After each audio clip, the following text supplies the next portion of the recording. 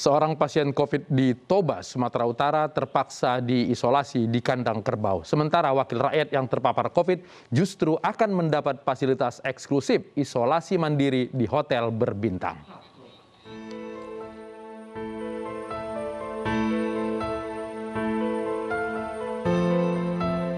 Sebuah kandang kerbau yang terletak di desa Bulu Silape, Kecamatan Silain, Kabupaten Toba, Sumatera Utara, dijadikan tempat isolasi mandiri bagi pasien yang terpapar COVID-19.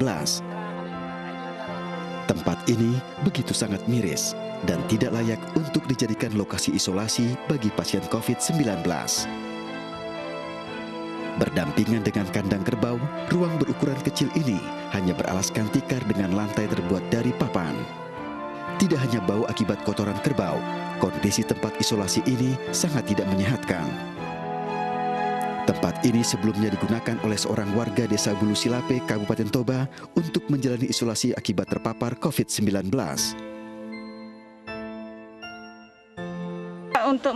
Karena tidak ada kekurangan APD kami Pak di desa, jadi mau pakai kayu lah Pak, supaya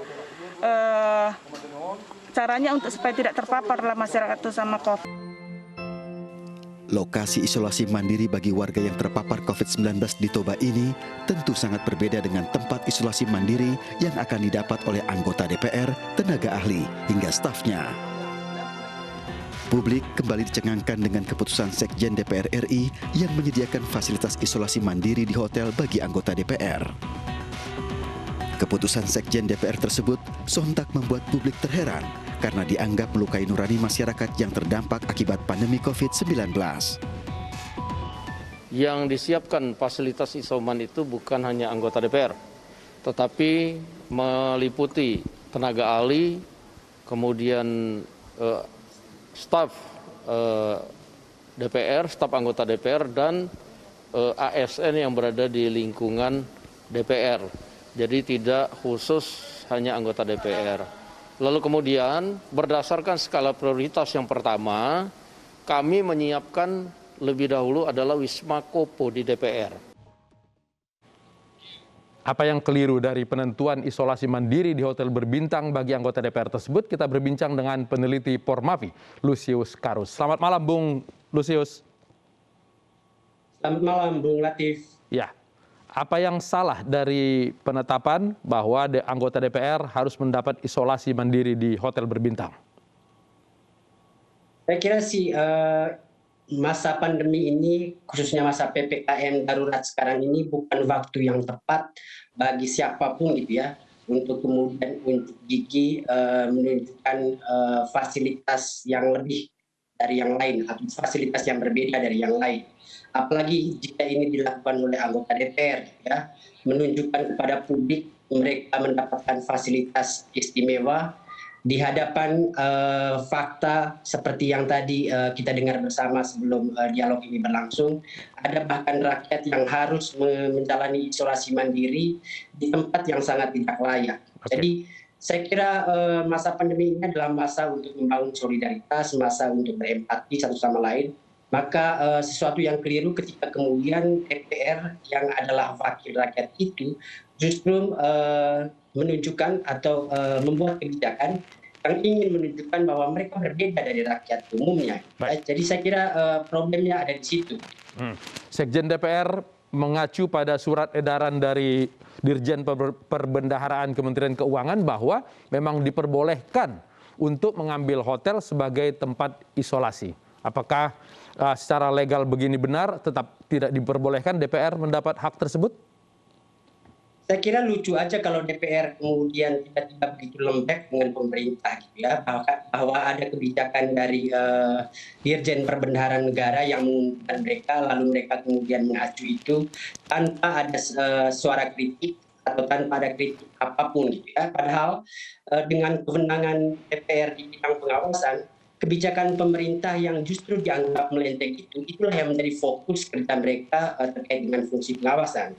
Tapi kalau kemudian mereka menerima begitu saja, artinya memang ada niat dari DPR sendiri untuk kemudian mendapatkan fasilitas istimewa itu, ya. Oke.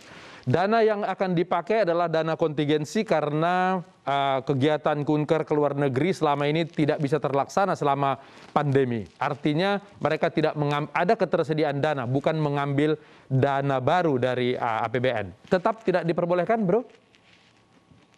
Ya tetap aja dana itu juga dana APBN kan, cuman alokasinya selama ini diperuntukkan untuk kunjungan ke luar negeri. Jadi nggak ada bedanya gitu ya. Ini soal alokasi. Tapi kan DPR pasti tahu juga bahwa ada kebutuhan luar biasa di luar sana di tengah masyarakat gitu ya, terkait dengan keterbatasan dana yang dimiliki oleh pemerintah untuk menangani pandemi ya. Kenapa kemudian tidak sibuk memikirkan kebutuhan rakyat yang paling mendesak itu dan memanfaatkan dana yang lebih di DPR itu untuk kebutuhan itu, daripada kemudian mengambil dana itu untuk kemudian dipakai untuk mereka sendiri ya. Saya kira harapan banyak kepada DPR sebagai wakil rakyat di tengah pandemi ini justru bagaimana kemudian dengan kewenangan yang DPR miliki, baik terkait dengan peran pengawasan maupun anggaran, memanfaatkan semua energi yang mereka miliki itu untuk fokus pada bagaimana kemudian membantu pemerintah menangani pandemi. Bukan justru fokus pada diri mereka sendiri, bagaimana membuat fasilitas yang lebih nyaman, fasilitas yang istimewa buat mereka sendiri. Oke, sepanjang pemahaman Bung Lusius dalam proses permintaan seperti ini yang diajukan oleh Sekjen, apakah ini merupakan inisiatif Sekretariat Jenderal atau sebetulnya pasti sudah disetujui oleh anggota-anggota Dewan? Saya kira pasti sudah disetujui ya, antara Sekjen dengan DPR itu kan ada kerjasamanya atau ada pembicaraan bersamanya di Badan Urusan Rumah Tangga terkait dengan kebijakan internal di DPR maupun pengadaan-pengadaan yang akan dilakukan di DPR. Jadi saya menduga ini sudah dibicarakan, walaupun tetap saja ada inisiatif dari Sekjen DPR untuk kemudian memanfaatkan surat dari Dirjen Perbendaharaan Negara sebagai alasan untuk kemudian menetapkan fasilitas isolasi mandiri di hotel berbintang ini. Jadi dari Sekretariat Jenderal saya kira sih kebijakan-kebijakan yang kemudian diberikan kepada DPR dan kemudian dikritik oleh publik, ini saya kira bentuk bagaimana Sekjen sendiri sebenarnya tidak mendukung citra DPR yang semakin baik di hadapan publik dengan terus kemudian mengeluarkan kebijakan-kebijakan terkait dengan fasilitas khusus bagi anggota DPR. Saya kira Sekjen berperan dalam menggerogoti citra atau wibawa parlemen itu di hadapan publik. Karena kita tahu ini lembaga politik, lembaga publik, sehingga kepercayaan publik itu menjadi sangat penting. Ketika kemudian ada kebijakan yang dikritik publik, DPR sendiri yang akhirnya menanggung resikonya ya, ketika kemudian kepercayaan publik terhadap DPR semakin menurun. Oke. Gitu. Apakah ini kemudian yang membuat beberapa anggota Dewan lalu balik badan dan menyatakan tidak setuju dengan kebijakan Sekjen ini? Iya, saya kira karena pembicaraan terkait dengan pengadaan ini bisa jadi memang melibatkan orang terbatas di BURT, pimpinan, dan juga Sekjen. Sehingga ada banyak anggota Dewan lain yang mungkin terkejut kemudian ada kebijakan seperti ini. Wajar mungkin kalau ada 1-2 orang anggota DPR yang tidak terlibat dalam pembicaraan sama sekali menyatakan penolakan, walaupun rasanya ini juga pencitraan karena ada banyak kebijakan lain sebelumnya yang ditelan mentah-mentah oleh anggota DPR. Padahal kebijakan-kebijakan itu juga dikritik, seperti misalnya PCR khusus bagi anggota DPR, vaksinasi khusus bagi anggota DPR, dan lain sebagainya. Ya. Oke. Apa yang Bung lihat sebelum minta isolasi mandiri khusus di hotel berbintang ini juga tadi Bung udah sempat sampaikan ada yang minta rumah sakit khusus, ICU yang khusus kepada mereka. Apa sebetulnya kebiasaan-kebiasaan di DPR yang membuat ini terjadi? Saya kira sih ini kontrasnya DPR kita. Jadi satu sisi mereka adalah wakil rakyat, tapi di sisi lain kebijakan-kebijakan yang justru muncul dari DPR di tengah pandemi ini menunjukkan mereka sesungguhnya tidak peduli pada rakyat. Ya, jadi yang kita harapkan betul bahwa selain pemerintah, DPR justru yang paling paham sebenarnya kondisi rakyat di tengah pandemi ini.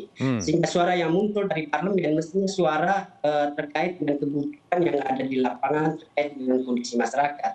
Tapi kalau kemudian dari waktu ke waktu yang muncul dari DPR adalah kebijakan-kebijakan kontroversial terkait dengan fasilitas yang diberikan kepada mereka, saya kira mereka justru sedang menegasikan posisi mereka sebagai wakil rakyat. Ya. Oke, baik. Lusius Karus, peneliti Formapi, terima kasih bergabung di iNews Prime. Selamat malam.